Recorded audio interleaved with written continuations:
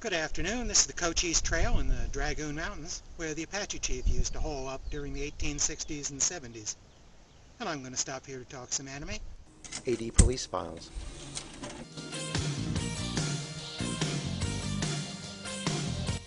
The Ad.Police files are a set of 3 cyberpunk OVAs from 1990, companions to the Bubblegum Crisis OVA series of the same time frame. They were released in North America on a single DVD by Animego. Compared to its parent series, these Ad.Police files OVAs are darker and bloodier and considerably sexier. It's adult content all around.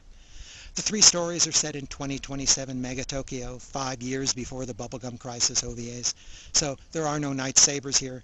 But Mega Tokyo is still a Met and still run by the mammoth Genome Corporation, rather than the government. Genome's hot technology are the biomechanical androids called boomers that perform the dirty drudge work of society, from construction to cleaning. These can even be made to appear human to facilitate human interaction, and that includes sex. When a boomer goes bad, it requires a very specialized police unit to deal with them, and they're the Ad.Police. One character crossover from Bubblegum Crisis is Leon McNichol, the Ad.Police officer. Here he's just a rookie on his first assignment as a member of the Ad.Police. It's a younger and much less cocky Leon than in Bubblegum Crisis. Leon is partnered with a veteran police officer, Gina Malso, a competent detective. She's been fitted with a cybernetic arm to replace one lost on the force earlier. One of the benefits of boomer technology are these replacement parts. Each of these 3 OVAs provides a completely separate story.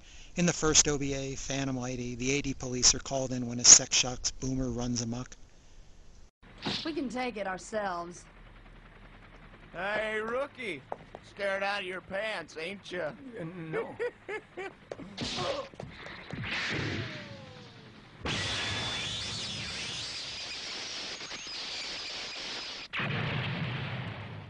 You're the owner of that boomer, right? That first story concerns a hurried investigation to see if other sexaroid models are also defective. The first OVA is the most strongly created in the same style of the Bubblegum Crisis OVAs. It continues the use of music videos over most of the action scenes, with J-Sock songs pulsing in the background over the action. There's less of that in the latter 2 OVAs. The Blade Runner influence is also still quite pronounced here and may even be stronger as the story gets darker. The second OVA flips it around as someone is destroying sexaroid boomers in the Pleasure District subway system. It's a property crime, by the way, not murder. I thought this was the strongest scenario of the 3 OVAs. The supporting characters from the so-called normal police provide a refreshing contrast to the relentless grimness of the Ad.Police.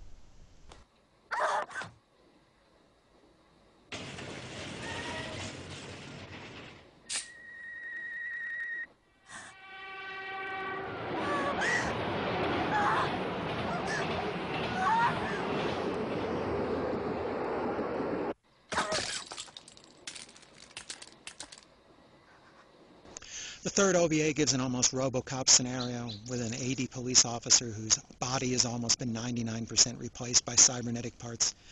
He's got problems with sexual frustration too. Actually, this one reminded me a lot of Appleseed's Briarios. The Ad.Police files were released while the original Bubblegum Crisis OVA series was still in production, and Atlantis did just 3 OVAs. There's no single plot thread running through all 3 stories, but there is a common theme: how much of a human's biology can be replaced by artificial parts before they stop being human? Or is a boomer's AI really just another form of being human? Neither of these are entirely new concepts in science fiction, and this treatment doesn't add a whole lot of new insight.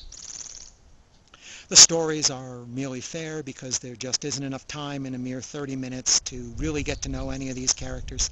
That's both surprising and disappointing in a series that seemed created specifically to flesh out the background of Leon and the world of Mega Tokyo. Gina gets more development than Leon, probably because the writers assumed we already knew Leon from Bubblegum Crisis.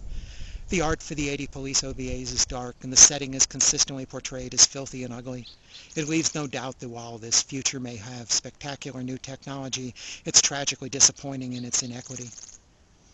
The animation is disappointing, featuring lots of talking and panning, while the occasional action scenes are tolerably done but unspectacular. The music is typical of the pop of the early 90s, with most of it sung in English by the husky-voiced Philippine songstress Bonnevie.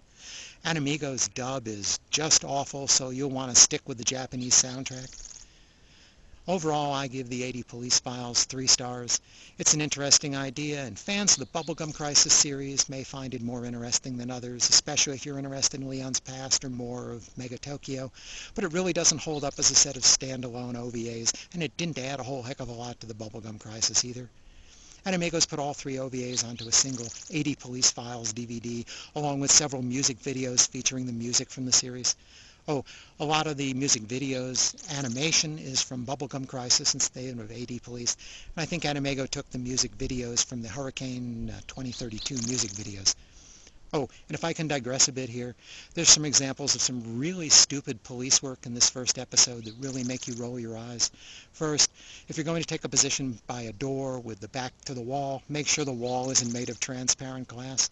What is this guy thinking?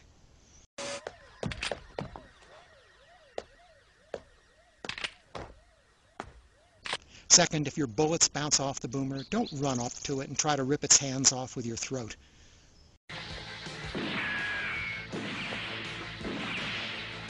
I can't do a damn thing with this piece of shit!